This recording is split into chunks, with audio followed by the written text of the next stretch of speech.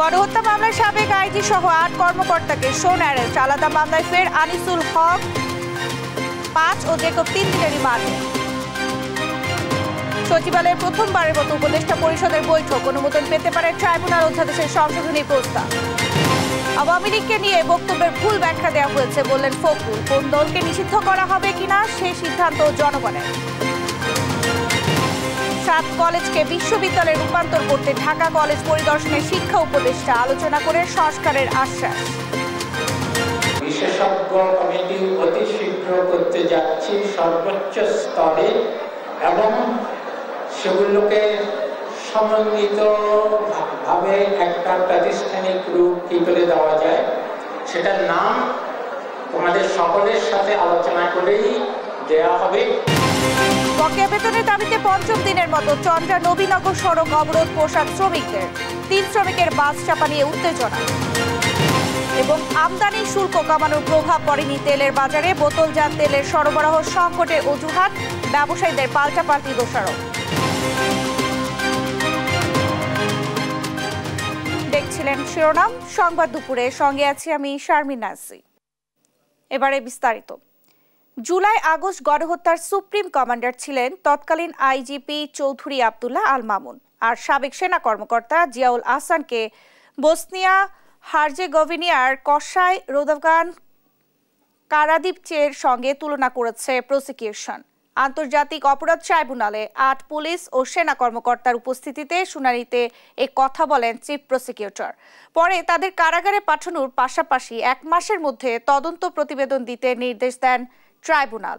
Chief prosecutor জানান, বাংলাদেশ সহ গোটা দুনিয়া দেখবে গণহত্যার স্বচ্ছ বিচার হয়েছে কিনা। বিস্তারিত থাকছে সাবরিনা মজুমদারের প্রতিবেদনে এবং জানাচ্ছেন মোহাম্মদ সাকিব। কিছুদিন আগেও যাদের দায়িত্ব ছিল অপরাধীদের বিচারের কাঠগড়ায় দাঁড় করানো, তারাই এখন হাজির হয়েছেন অপরাধী হয়ে বিচারের কাঠগড়ায়। জুলাই আগস্ট গণহত্যা মামলায় বুধবার ট্রাইব্যুনালে আনা হয় সাবেক আইজিপি সহ পুলিশ ও সেনাবাহিনীর সাবেক ৮ কর্মকর্তাকে। এজন্য নিশ্চিত করা হয় কড়া নিরাপত্তা। প্রিজন ভ্যানে করে একে একে আসেন জসিমউদ্দিন মোল্লা, যাত্রাবাড়িতে গণহত্যার বাস্তবায়নকারী সাবেক ওসি আবুল হাসান, সাভারের হত্যা ও লাশ পুড়িয়ে ফেলার মদতদাতা শহীদুল ইসলাম, সাবেক আইজিপি আব্দুল্লাহ আল মামুন ও আয়নাঘরের জনক জিয়াউল আহসান। পরে সবাইকে গ্রেপ্তার দেখানো হয়। এদিন এজলাস কক্ষ ছিল কানায় কানায় পূর্ণ। এজলাস কক্ষে ঢোকার সময় কেউ ছিলেন মাথা নত করে, কেউ আসেন মুখ ঢেকে, হাউমাউ করে কেঁদেও ফেলেন একজন। জিয়াউল আহসান কিছু বলতে চেয়েও ভাষা হারিয়ে ফেলেন। সব মিলিয়ে এক অন্যরকম পরিবেশ ছিল এজলাস কক্ষে। শুনানির শুরুতে চিফ প্রসিকিউটর তুলে ধরেন জুলাই আগস্ট গণহত্যায় পুলিশ কর্মকর্তাদের পৈশাচিক ভূমিকার কথা। সাবেক আইজিপি আব্দুল্লাহ আল মামুনকে গণহত্যা সুপ্রিম কমান্ডার বলে অভিযোগ করেন তিনি। জুলাই আগস্টের সময়ে বাংলাদেশের পুলিশের মহাপরিদর্শক হিসাবে ছিলেন, পুলিশ বাহিনীর সুপ্রিম কমান্ডার ছিলেন। তার নেতৃত্বে গোটা বাংলাদেশের ৫৬,০০০ বর্গমাইল জুড়ে নিরস্ত্র নিরীহ ছাত্র জনতার উপরে নির্বিচার গুলিবর্ষণ করে প্রায় ২ সহস্রাধিক ছাত্রকে হত্যা এবং ২৫ সহস্রাধিক মানুষকে আহত এবং পঙ্গু করা বা চিরস্থায়ীভাবে দৃষ্টিশক্তি হারানো বা অঙ্গহানি করার মতো অপরাধ তারা সংগঠিত করেছেন। আর সাবেক সেনা কর্মকর্তা জিয়াউল আহসানকে কসাইয়ের সঙ্গে তুলনা করা হয়। তিনি বাংলাদেশের গুম, এনফোর্সড ডিসঅ্যাপিয়ারেন্স এবং এই গুমের পরে নিয়ে গিয়ে তাদেরকে যে পৈশাচিক অত্যাচার, তারপরে হত্যা করে লাশ বিভিন্ন জায়গায় ডিসপোজাল করে দেয়া, এই কালচারের জনক হচ্ছেন তিনি। শুনানি শেষে ১৯ ডিসেম্বরের মধ্যে তদন্ত প্রতিবেদন জমা দেওয়ার নির্দেশ দিয়েছেন ট্রাইব্যুনাল। তদন্ত শেষ না হওয়া পর্যন্ত গ্রেপ্তার থাকবেন তারা। মোহাম্মদ সাকিব, দেশ টিভি, ঢাকা। আলাদা হত্যা মামলায় সাবেক আইনমন্ত্রী আনিসুল হকের ৫ ও সাবেক উপমন্ত্রী আব্দুল্লাহ আল ইসলাম জ্যাকবের ৩ দিনের রিমান্ড মঞ্জুর করেছেন আদালত। সকালে কঠোর নিরাপত্তায় তাদের ঢাকা চিফ মেট্রোপলিটন ম্যাজিস্ট্রেট আদালতে আনা হয়। এরপর উত্তরা পূর্ব থানার ফজলুল করিম হত্যা মামলায় আনিসুল হকের ১০ এবং রূপনগর থানার শামীম হাওলাদার হত্যা মামলায় ভোলার সাবেক সংসদ সদস্য জ্যাকবের ১০ দিনের রিমান্ড আবেদন করে পুলিশ। উভয় পক্ষের শুনানি শেষে আদালত আনিসুল হকের ৫ ও জ্যাকবের ৩ দিনের রিমান্ড মঞ্জুর করেন। এছাড়া মোহাম্মদপুর, মিরপুর, পল্টন, উত্তরা পূর্ব এবং পশ্চিম থানার মামলায় সালমান এফ রহমান, দীপুমণি, জুনায়েদ আহমেদ পলক ও কামাল আহমেদ মজুমদার সহ ৮ জনকে বিভিন্ন মামলায় গ্রেফতার দেখিয়ে কারাগারে পাঠানোর আদেশ দেয় আদালত। সচিবালয়ের প্রথমবারের মতো বৈঠকে বসে উপদেষ্টা পরিষদ। এতে সভাপতিত্ব করেন প্রধান উপদেষ্টা ডক্টর মোহাম্মদ ইউনূস। উপদেষ্টা পরিষদের বৈঠকে আন্তর্জাতিক অপরাধ ট্রাইব্যুনাল অধ্যাদেশের সংশোধনী প্রস্তাব নিয়ে আলোচনা হয়। এতে রাজনৈতিক দলের বিরুদ্ধে সুপারিশ করার ব্যবস্থা থাকছে। এর আগে উপদেষ্টা পরিষদের বৈঠকগুলো রাষ্ট্রীয় অতিথি ভবন, যমুনায় ও প্রধান উপদেষ্টার কার্যালয়ে অনুষ্ঠিত হয়।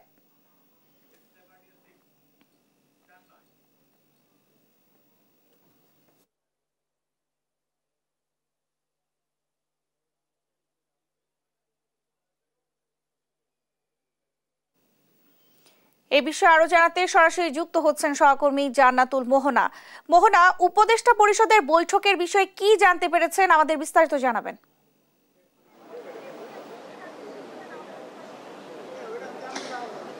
আপনি জানেন যে অন্তর্বর্তী সরকার দায়িত্ব গ্রহণের পর এই প্রথম প্রধান উপদেষ্টা প্রফেসর ডক্টর মোহাম্মদ ইউনূস সচিবালয়ে আজ এসেছেন এবং বেলা 11টায় বৈঠক শুরু হয়েছে উপদেষ্টা মণ্ডলীর সাথে। আপনি জানেন যে এই প্রথমেই সচিবালয়ে তিনি এসেছেন এবং এই বৈঠকটি আজ সংগঠিত হচ্ছে এই সচিবালয়ে। এই প্রথম, এর আগে প্রধান অতিথি ভবন পদ্মা এবং যমুনায় প্রধান উপদেষ্টার সাথে উপদেষ্টা মণ্ডলীর বৈঠক হলেও আজই প্রথম উনি এসেছেন এবং আজ সচিবালয়ের চিত্রটা কিছুটা ভিন্ন আমরা দেখতে পেয়েছি। যেই সচিবালয়ে সবসময় আমরা দেখেছি যে যান্ত্রিকতা এবং সবসময় এখানে অস্থিরতা দেখেছি বিরাজমান ছিল, কিন্তু আজ পুরো সুনসান নিরাপত্তা বিরাজ করছে সচিবালয়ে এবং এখানে আমরা যত্রতত্র সকলকে দেখছি না, একটু বেশি প্রোটোকল রয়েছে সচিবালয়ের ভেতরে। এবং যেমনটা জানতে চাইলেন যে উপদেষ্টা মণ্ডলীর বৈঠকে কি কি আলোচনা হয়েছে বা এই আলোচনা সম্পর্কে আমরা কতদূর জানতে পেরেছি, তো আপনাদের জানিয়ে রাখা ভালো যে আমরা জানি যে আজ উপদেষ্টা মণ্ডলীর বৈঠকে আন্তর্জাতিক অপরাধ ট্রাইব্যুনাল সংশোধনের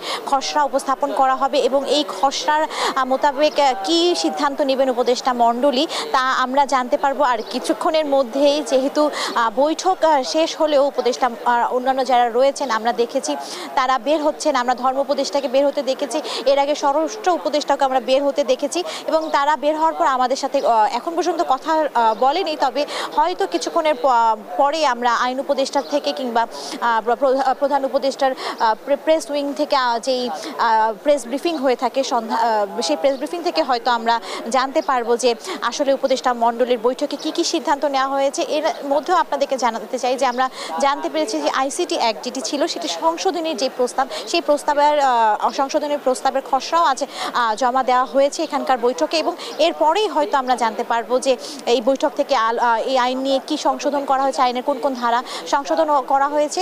তবে এই আন্তর্জাতিক অপরাধ ট্রাইব্যুনাল সংশোধনী যে যা আসার কথা, সেখানে গতকাল আইন উপদেষ্টা বলেছিলেন যে কোনো রাজনৈতিক দলকে শাস্তি দেওয়ার এখতিয়ার ট্রাইব্যুনালের না থাকলেও সে শাস্তির সুপারিশ দেওয়ার এখতিয়ার ট্রাইব্যুনালের থাকতে পারে, তবে উপদেষ্টা মণ্ডলীর বৈঠক যে সিদ্ধান্ত হবে সেই সিদ্ধান্ত অনুযায়ী আর কি জানানো হবে। তো সচিবালয় থেকে এই ছিলই আমার কাছে সর্বশেষ সংবাদ। মোহনা, আপনাকে ধন্যবাদ। দর্শক, সচিবালয় থেকে আমাদের সঙ্গে যুক্ত হয়েছিলেন সহকর্মী জান্নাতুল মোহনা। বিএনপির মহাসচিব মির্জা ফখরুল ইসলাম আলমগীর বলেছেন, বিএনপি কাউকে নির্বাচনে আনতে চায় এমনটা বলা হয়নি। কে নির্বাচন করবে কে করবে না তা ঠিক করবে জনগণ। বুধবার দুপুরে ফেনীতে বেগম খালেদা জিয়ার পৈতৃক বাড়িতে বন্যায় ক্ষতিগ্রস্ত শিক্ষার্থী ও জনসাধারণের মাঝে সহায়তা প্রদান অনুষ্ঠানে তিনি এ কথা বলেন। এ সময় মির্জা ফখরুল বলেন, শেখ হাসিনা সহ যারা মানুষ খুন করেছে, জনগণের সম্পদ লুট করেছে, তাদের অবশ্যই বিচার করতে হবে। তিনি আরো বলেন, আওয়ামী লীগের দস্যুরা পালিয়েছে, দেশের সবাইকে ঐক্যবদ্ধ হতে হবে।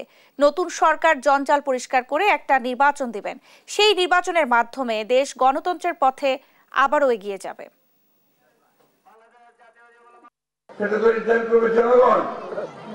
আমি একটা রাজনৈতিক দল হিসেবে তো সেই নির্ধারণ করতে পারি না, সুতরাং এখানে কোনো ভুল বুঝাবুঝির অবকাশ নাই।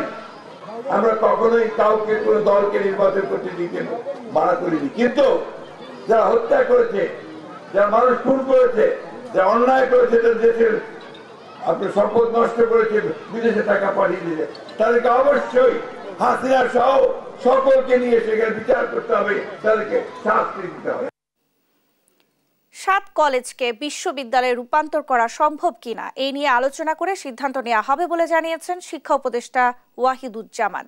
বুধবার ঢাকা কলেজ পরিদর্শনে এসে এমন আশ্বাস দেন তিনি। শিক্ষার্থীদের উদ্দেশ্যে বলেন, শিক্ষা খাতকে সর্বোচ্চ গুরুত্ব দিচ্ছে অন্তর্বর্তী সরকার।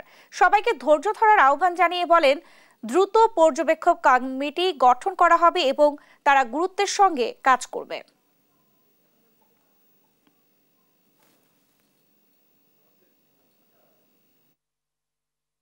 কলেজগুলোর একত্রিত একটা প্রাতিষ্ঠানিক রূপ দেবে, সেখানে কলেজগুলোকে কি করে আরো স্বায়ত্তশাসন দেওয়া যায়, তাদের সুযোগ সুবিধা অবকাঠামো কি করে আরো বাড়ানো যায় এবং সেগুলোকে সমন্বিত ভাবে একটা প্রাতিষ্ঠানিক রূপ কি করে দেওয়া যায়, সেটার নাম তোমাদের সকলের সাথে আলোচনা করেই দেয়া হবে। উন্নত চিকিৎসার জন্য এবার থাইল্যান্ডে পাঠানো হলো ছাত্র জনতার অভ্যুত্থানে গুলিবিদ্ধ মুরাদ ইসলামকে। মুরাদ রাজধানীর গুলশানের একটি ক্যাফের ম্যানেজার হিসেবে কর্মরত ছিলেন।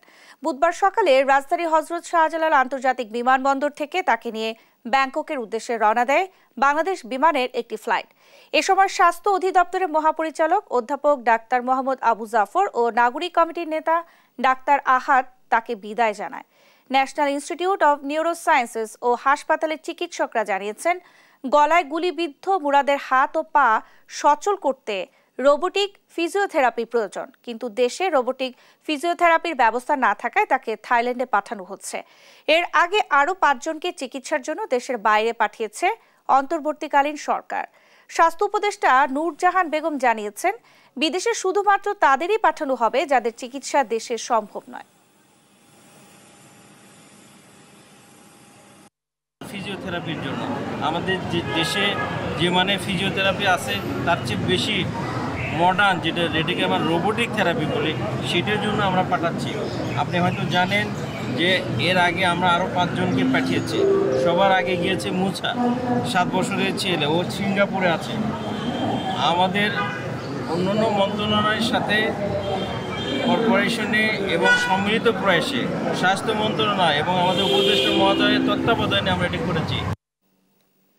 আমদানি শুল্ক কমানোর পরও বাজারে বোতলজাত ভোজ্য তেলের সরবরাহ পর্যাপ্ত নয়। এ কারণে এখনো দাম চড়া।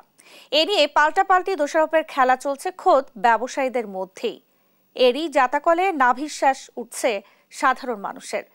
রাজধানীর তেলের বাজার ঘুরে আরো জানাচ্ছেন কায়েস রাহাত। গেল কয়েক সপ্তাহ ধরে চড়া ভোজ্য তেলের বাজার। ঊর্ধ্বমূল্যের বাজারে যা নতুন চিন্তার ভাঁজ ফেলেছে। খোলা তেলের দাম বেড়ে যাওয়ায় বাজারে বোতলজাত তেলের সরবরাহ কমেছে, বেড়েছে দাম। খুচরা বিক্রেতারা বলছেন, অনেক কোম্পানি চাহিদা অনুযায়ী বোতলজাত তেল সরবরাহ করছেন না। তাদের অভিযোগের আঙুল ডিলারদের দিকে। ওটা সাপ্লাই ক্রাইসিস, কোম্পানি সাপ্লাই দিচ্ছে না। আপনি দেখা যায় 5 কার্টন চাইলে 2 কার্টন দেয়। যে সকল পার্টির থেকে আমরা তেল কিনি, যারা পাইকারি তেল আমাদেরকে ড্রাম ওয়ারি দেয়। সকালবেলা যদি আমরা গেলাম 1 রেট, দুপুরের বেলা গেলে আরেক রেট, সন্ধ্যা গেলে আরেক রেট। একদিনে তারা 3 রেটে তেল বেচতেছে, 1000 টাকা ড্রাম প্রতি বাড়াচ্ছে। আর ডিলারদের দাবি, সংকট দেখিয়ে দাম বাড়াচ্ছেন উৎপাদকরা। আমরা তো ডিলাররা ম্যাক্সিমাম কমিশনে ব্যবসা করি, ঠিক আছে। এটার সাথে তো কোম্পানি যদি বাড়ায় দেয় তখন আমাদের বাড়তি রেটে বিক্রি করতে হয়। গেল অক্টোবর মাসে আমদানি মূসক কমিয়ে 10% নামিয়ে আনে সরকার। চলতি মাসে আরেক দফা কমিয়ে তা 5% করা হয়। এরপরও বাজারে সরবরাহ না বাড়ায় কমেনি দাম। আগে তো আনতাম 140, 30, 180 টাকা। যারা মধ্যবিত্ত তারা তো একটু ভোগান্তিতে আছে। কোম্পানিগুলোর কাছে যথেষ্ট তেল মজুদ আছে বলে জানান ভোক্তা অধিদপ্তরের মহাপরিচালক। এখনও দুষ্টচক্র নির্মূল করতে না পারায় বাজার চড়া উল্লেখ করে তিনি বলেন, ভেজাল রোধে বোতলজাত তেলের দিকে যাচ্ছে সরকার। কোম্পানিগুলোর কাছে পর্যাপ্ত তেল আছে বলে আমরা মনে করি, কারণ আমাদের এলসির যে তথ্য দেখা যায়, আমরা যে সমস্ত এলসি হয়েছে এবং হবে সেগুলোকে উদারভাবে সরকার সমর্থন দিয়ে যাচ্ছে। সমাজে দুষ্ট লোকেরা দীর্ঘ সময় প্রশ্রয় পেয়ে যায় এবং তারা এগুলোর সাথে কোনো না কোনোভাবে প্রত্যক্ষভাবে জড়িত থাকে, তখন এদেরকে সমাজ থেকে এলিমিনেট করা বা উচ্ছেদ করার জন্য একটু যৌক্তিক সময়ের প্রয়োজন। তবে কথার কথা নয়, দাম কমাতে দ্রুত ব্যবস্থা নেবে সরকার, এমনটাই আশা সাধারণ মানুষের। কায়েস রাহাত, দেশ টিভি, ঢাকা। বকেয়া বেতনের দাবিতে পঞ্চম দিনের মতো চন্দ্রা নবীনগর সড়ক অবরোধ করেছে পোশাক শ্রমিকরা। শিল্প পুলিশ জানায়, গতরাতে অবরোধ তুলে নিল বুধবার সকাল 10টা থেকে পঞ্চম দিনের মতো সারাবো এলাকায় বেক্সিমকো ইন্ডাস্ট্রিয়াল পার্কের শ্রমিকেরা 1 মাসের বকেয়া বেতনের দাবিতে চন্দ্রা নবীনগর মহাসড়ক অবরোধ করেছে। অপরদিকে জিরানি এলাকায় হামিম গ্রুপের দ্যারসিট নিচওয়্যার কারখানার শ্রমিকরা বুধবার সকালে আনুমানিক 8টা থেকে 11:30 পর্যন্ত চন্দ্রা নবীনগর সড়ক অবরোধ করে বিক্ষোভ করেছে। শ্রমিকরা জানায়, সকাল 6টার দিকে কারখানার সামনে বাস চাপায় তাদের 3 জন শ্রমিক আহত হয়। এর প্রতিবাদে তারা ফ্লাইওভার নির্মাণ ও কারখানার অব্যবস্থাপনা দূর করা সহ বিভিন্ন দাবিতে সড়ক অবরোধ কর্মসূচি করে। গাজীপুরে 6 দফা দাবি আদায়ের লক্ষ্যে বৈষম্য বিরোধী মেডিকেল টেকনোলজি ও ফার্মেসি ছাত্র সংগ্রাম পরিষদের ব্যানারে মানববন্ধন কর্মসূচি অনুষ্ঠিত হয়েছে। বুধবার দুপুরে শহীদ তাজউদ্দিন আহমদ মেডিকেল কলেজ ও হাসপাতালের সামনে এই মানববন্ধন অনুষ্ঠিত হয়। এ সময় বক্তারা বিভিন্ন সময় বৈষম্যের শিকার হওয়ার প্রতি নিন্দা জানিয়ে দেশের আপামর জনসাধারণের মানসম্মত সঠিক স্বাস্থ্যসেবা নিশ্চিতকরণের দাবিতে 6 দফা দাবি পেশ করেন। মানববন্ধনে বক্তব্য রাখেন মেডিকেল টেকনোলজি মোফাজ্জল হোসেন খান সহ অন্যান্যরা। এ সময় বৈষম্য বিরোধী মেডিকেল টেকনোলজি ও ফার্মেসি ছাত্র সংগ্রাম পরিষদের সদস্যরা উপস্থিত ছিলেন।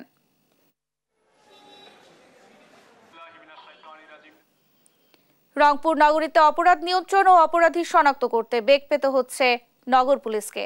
অপরাধ করেও ধরা ছোঁয়ার বাইরে অপরাধীরা। নষ্ট হয়ে গেছে 2.5 বছর আগে বসানো বেশিরভাগ সিসি ক্যামেরা। অপরাধী শনাক্তে এসব সংস্কার করে দ্রুত ব্যবস্থা নেওয়ার পরামর্শ নাগরিক কমিটির। বিস্তারিত থাকছে ডেস্ক রিপোর্টে। 31 অক্টোবর রাত 12টা, রংপুরের টাউন হল এলাকা। বেপরোয়া গতির একটি প্রাইভেট কার পিষে দেয় রাস্তার পাশে থাকা অন্তত 5 জনকে। চিকিৎসাধীন অবস্থায় মারা যান এক রিকশা চালক। ভাগ্যক্রমে বেঁচে গেলেও গুরুতর আহত হন দেশ টিভির সাংবাদিক রফিক। ঘটনার 15 দিনেও সেই ঘাতকের পরিচয় নিশ্চিত করতে পারেনি পুলিশ। এ নিয়ে ক্ষুব্ধ নগরবাসী। বিরিয়ানি হাউসের পাশ থেকে ওখানে একটা গাড়ি মারছে, তারপরে একটা মারছে, একটা রিক্সা মারছে, একটা সাংবাদিক মারছে, তারপর আমার দোকানের সামনে একটা গাড়ি মারি দিয়েছে। বর্তমানে যে জিনিসটা লক্ষ্য করতেছি, আমাদের সিসি ক্যামেরা না থাকার কারণে যে আমাদের অ্যাক্সিডেন্টগুলো বাড়ছে এবং যে চুরি ডাকাতিগুলো হচ্ছে, এটাকে শনাক্ত করা যাচ্ছে না। অপরাধ নিয়ন্ত্রণে 2022 সালের শুরুতে নগরীর গুরুত্বপূর্ণ 18 স্থানে 91টি সিসি ক্যামেরা স্থাপনের মাধ্যমে আইন শৃঙ্খলা মনিটরিং কার্যক্রম শুরু করে নগর পুলিশ। এতে চুরি ছিনতাই সহ সব ধরনের অপরাধ নিয়ন্ত্রণে আসলেও সম্প্রতি 64টি সিসি ক্যামেরা নষ্ট হওয়ায় বেপরোয়া হয়ে উঠেছে অপরাধীরা। পুলিশও বলেছে যদি সিসি ক্যামেরা থাকতো আমরা রাস্তায় কিন্তু সিসি ক্যামেরা দেখেই শনাক্ত করতাম চোর, সেক্ষেত্রে কিন্তু আমরা ধরতে পারতাম। বিশেষ করে সিসি ক্যামেরা সিটি কর্পোরেশন না থাকার কারণেই পুলিশ কিন্তু অন্যান্য চুরি থেকে শুরু করে মোটরসাইকেল কোনো কিছু উদ্ধার করতে পারতেছে না।